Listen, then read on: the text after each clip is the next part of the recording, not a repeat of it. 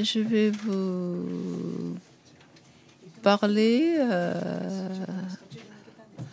de la pratique à l'université de Kyushu où j'enseigne la langue coréenne en tant que la deuxième langue étrangère j'ai développé moi-même des matériels pour aider les apprenants élémentaires de la langue coréenne. Donc, je vais aborder le sujet à la fin de mon exposé. Je vais également aborder la perspective de l'enseignement autonome et les matériels à utiliser. Comme vous le savez, donc 68 heures sont consacrées à l'apprentissage de la langue coréenne par an. Donc, je pense que c'est pas assez. Toutefois, depuis quelques années, il y a un engouement pour, par exemple, les cinémas, les feuilletons télévisés, la chanson, etc. Donc, il y a beaucoup d'apprenants. On a une grande classe de 80 personnes pour la langue coréenne. Ce qui a rendu impossible de réaliser des leçons, des cours communicatifs. Et les étudiants pensent qu'ils sont capables de communiquer avec les Coréens dès les premières années de leur apprentissage de la langue coréenne. Donc, ce qu'ils attendent des cours du coréen, c'est de pouvoir converser avec les Coréens, les natifs coréens, tout de suite. Toutefois, les premières leçons, ils réalisent des difficultés à apprendre, notamment le nombre de prononciations différentes. Et en mai déjà, en commençant en avril, à partir du mois d'avril, on observe des décrochages, des échecs parmi les étudiants. Alors, comment aider ces étudiants dans leur apprentissage de coréen? Et j'ai pensé à l'utilisation de technologies de TIC. Donc, je pense qu'on peut utiliser les matériels informatiques de TIC pour les exercices répétitifs, des exercices élémentaires, et consacrer plus d'heures en classe pour la compréhension interculturelle ou la communication interculturelle. Les aides que nous avons fournies aux étudiants, aux apprenants, donc c'était des apprenants plutôt élémentaires, moyens, qui étaient adaptés à chacun de leur niveau et qu'ils pouvaient profiter de ces aides à n'importe quel moment de l'année. Nous allons voir quelle sorte d'aide nous offrons aux étudiants. Ces étudiants qui décrochent facilement c'est à cause de la complexité de la prononciation et la complexité aussi et de l'écriture coréenne. Nous avons 14 consonnes et 10 voyelles qui composent la langue, mais il y a toutes sortes de combinaisons possibles. Et c'est très difficile pour les étudiants en première année de faire la différence, faire la distinction entre les différentes prononciations. Donc, avant de pouvoir parler, ils pensent ils se considèrent comme ayant fait échec parce qu'il n'a pas pu apprendre la prononciation correctement.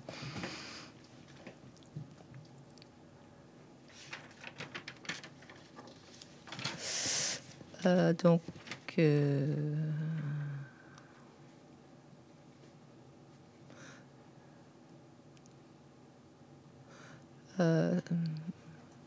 ça ne marche pas.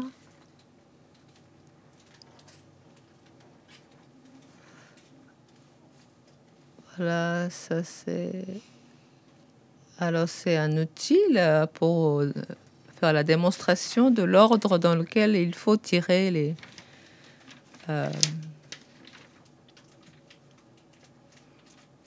c'est l'ordre de tirer les lignes. L'apprentissage de l'écriture doivent être achevés avant la Golden Week. Bien sûr, c'est les étudiants plus doués, ils peuvent avancer plus vite, mais les étudiants qui ne le sont pas, donc ils traînent un peu, ils peuvent. Donc il y a déjà, on voit, au bout d'un mois, on voit déjà apparaître la différence de niveau d'apprentissage parmi les étudiants, mais en utilisant cet outil qui permet aux étudiants de comprendre comment il faut écrire un caractère coréen. Ils peuvent apprendre en dehors de la classe ces signes coréens. Les étudiants, quand ils auront appris la prononciation et les caractères, ils peuvent, ils pensent qu'ils peuvent maintenant parler, prononcer une phrase. Mais en fait, c'est pas vrai, parce que les caractères combinés se prononcent différemment que chaque caractère pris seul.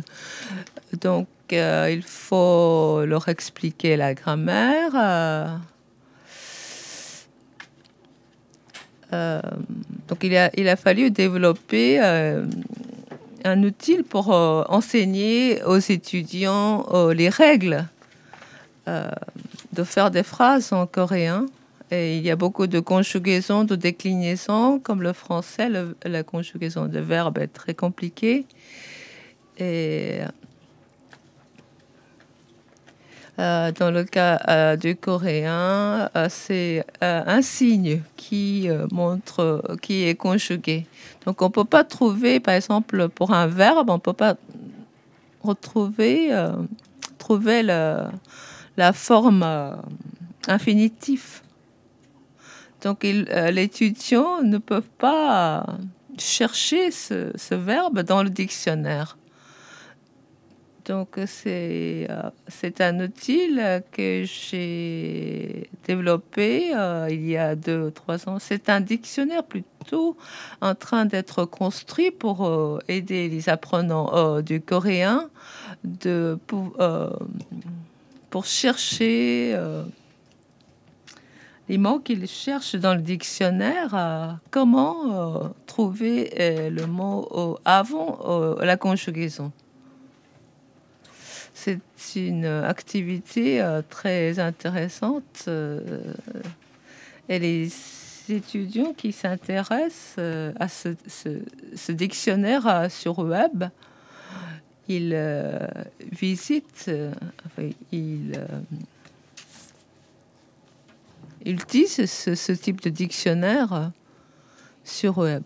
Mais bien sûr, il faut aussi il faut donner des aides plus régulières qui consistent à étudiants à apprendre la langue en faisant des exercices.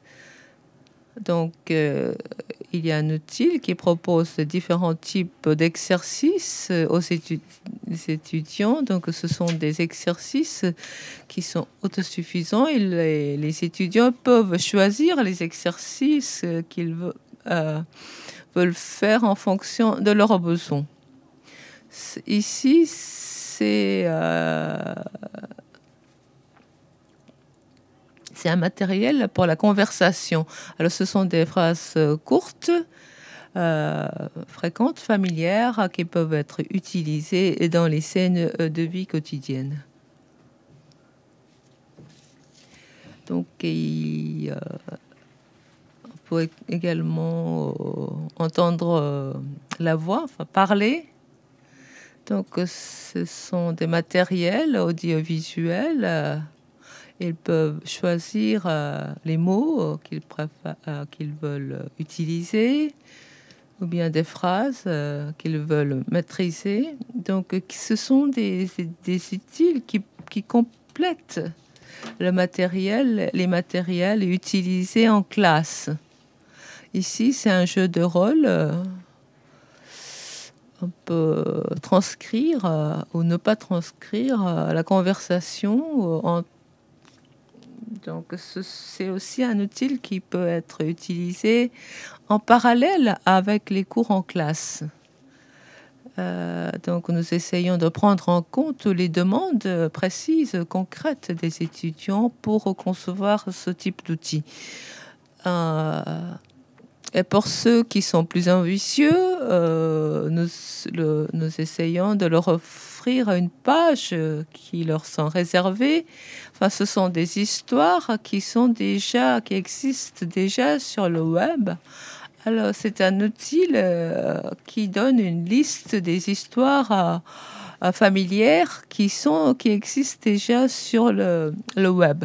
Donc, on leur donne les liens à ces histoires familières connues, publiques. Donc, c'est facile.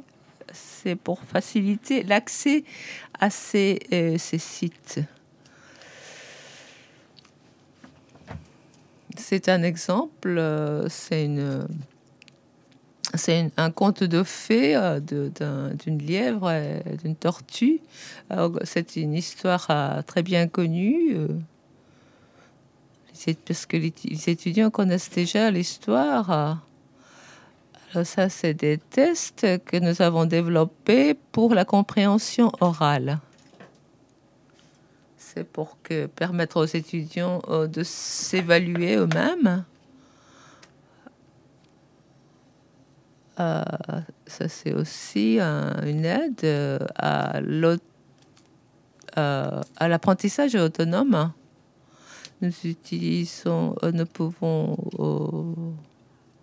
il y a beaucoup d'exercices pour la sténo en anglais.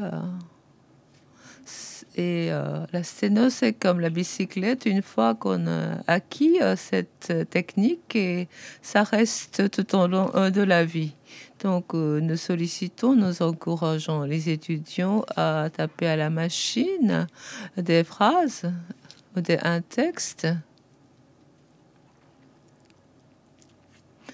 à l'aide de cet outil de communication. Ça, c'est un mail que j'ai reçu d'un étudiant. Donc, il a déjà appris le coréen pendant 1 an.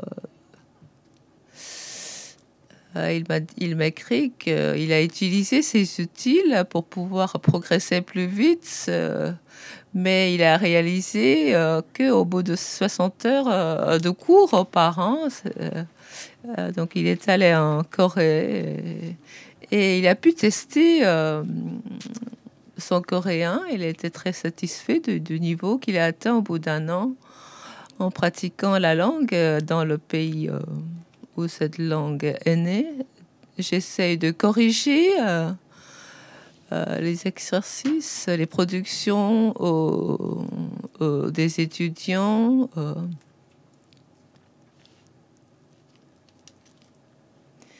Ça, c'est un exercice de composition, et l'autre en bas, c'est un exercice de traduction, en offrant des différents outils d'apprentissage autonome aux apprenants. Nous avons toujours le souci de permettre aux étudiants de faire l'évaluation de leur niveau par eux-mêmes, et nous les encourageons de répéter les exercices jusqu'à ce qu'ils obtiennent 100 sur 100. Voilà, ça, c'est les heures d'apprentissage autonome par étudiant, combien de temps, le nombre d'heures qu'ils ont consacré à l'apprentissage autonome. C'est une page qui fait la statistique, qui fait le bilan euh, de, de l'apprentissage autonome ou indépendant des étudiants. Ça, c'est la gestion des résultats obtenus par les étudiants pour l'ensemble d'une classe. Voilà, ça, c'est les résultats obtenus par chaque étudiant. C'est une page à laquelle les étudiants aussi peuvent avoir accès. Dans le cas de cet autre étudiant, donc ce sont les points qu'il a obtenus. Donc il a répété le même exercice 4 fois pour obtenir le résultat 100 sur 100. Et pour un autre étudiant, c'est au bout de deuxième exercice qu'il a pu obtenir 100 points, etc. Donc on peut faire la comparaison qu'ainsi les apprenants peuvent faire évaluation des méthodes qu'ils ont employées pour apprendre. Ça, c'est l'évaluation l'appréciation, par exemple, donnée par les étudiants pour tel outil informatique de TIC. C'est un matériel que nous utilisons en classe pour enseigner aux élèves, aux étudiants, quelles sont les bonnes manières à respecter dans la vie quotidienne en Corée. Et ici, c'est un matériel aussi pour montrer la différence d'attitude, de comportement entre les Coréens et les Japonais. Donc, maintenant, quelle serait notre perspective? Donc, si l'enseignant offre de différents outils, ressources aux étudiants, aux apprenants, ils peuvent donc s'organiser pour faire l'apprentissage tout en faisant l'évaluation eux-mêmes et ainsi accroître leur autonomie, leur indépendance. Et pour l'enseignant, ça nous permet aussi de nous rendre compte du rythme d'avancement de l'apprentissage de chaque étudiant. Et nous pouvons consacrer plus d'heures en classe pour des activités face à face ou interactives. Et cela aide aussi à maintenir la motivation des élèves à poursuivre l'apprentissage de la langue coréenne. Et bien sûr, les autres enseignants peuvent également mettre en commun les outils qu'ils ont eux-mêmes développés.